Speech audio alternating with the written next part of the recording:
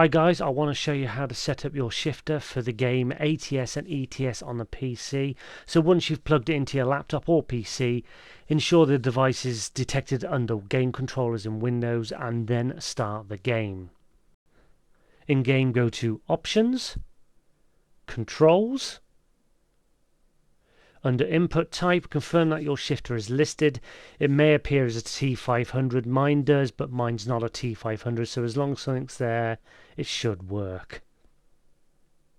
Then we're going to go to Input Wizard. Choose Controls.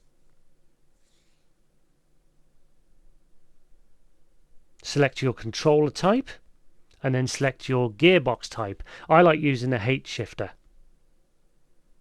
Then your shifter layout, I like using range, but you can choose whichever you wish. And then this is all for your wheel and pedals. Click Next to go to your gearbox setup. And then at this stage you'll see entries such as joy button 7, etc. Simply click on the entry to highlight it, move your shifter into gears and then return it to neutral. That should then pick it up and for calibration. Once completed, click Next to finish the wizard and finalize your setup.